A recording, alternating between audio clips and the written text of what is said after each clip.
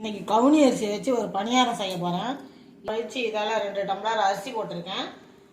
ஒரு புடி குண்டு உளுந்து, ஒரு 3 ஏலக்காய் போட்டு அரைச்சிக்கிட்டு வந்துடலாம். அரைச்சிட்டு வந்து காட்டுறேன். 3 தடவை நல்லா கழுவிட்டு 3 மணி நேரம் ஊற வச்சு அரைச்சி எடுத்துகிட்டு வந்துட்டேன். இங்கே பாருங்க, இது பனவெல்லம், கருப்பட்டின்னு சொல்லலாம். பனவெல்லம், 1/2 கப்பு தேங்காய், கொஞ்சமாக வெள்ளை எள்ளு,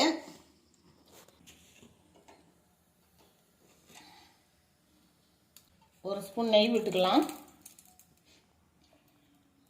இந்த எள்ளு போட்டுக்கலாம்,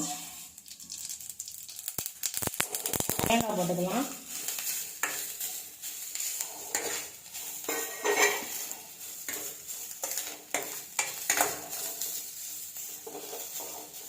கொஞ்சமாக தண்ணி விட்டு இந்த பனவெல்லத்தை போட்டு இதில் வந்து கரைச்சிக்கலாம்.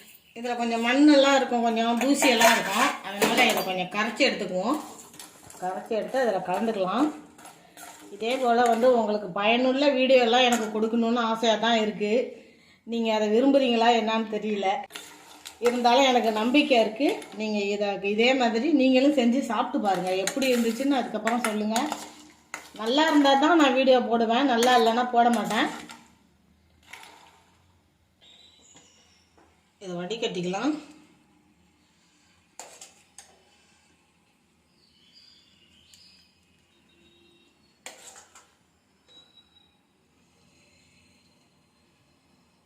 இதுக்கு கொஞ்சமாக உப்பு போட்டுக்கலாம். நல்லா கலந்து வச்சுக்குவோம். அப்படியே 1 மணி நேரம் இருக்கட்டும்.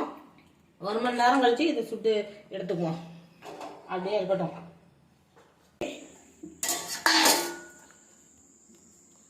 கலந்து விட்டுக்கலாம். இன்னும் கூட நீங்கள் 1 மணி நேரம் வேணும்னா வச்சுக்கலாம், நல்லா தான் இருக்கும்.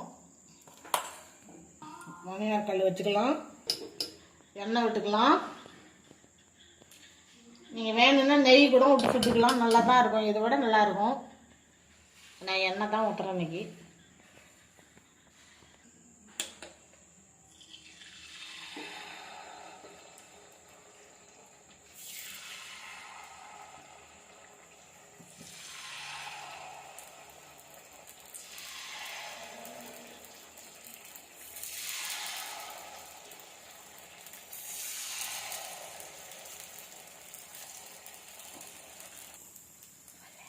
வாங்க அப்படியே திருப்பி போட்டுக்கலாம்.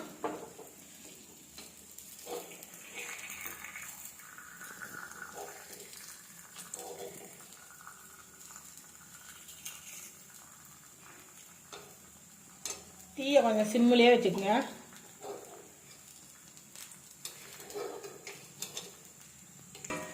வெந்துடுச்சு, வாங்க எடுத்துக்கலாம். பாருங்க, சூப்பரான கருப்பு கவுனி அரிசி, பாரம்பரிய கருப்பு கவுனி அரிசியும் கருப்பட்டியிலையும் செஞ்ச பணியாரம் ரெடி ஆகிடுச்சு.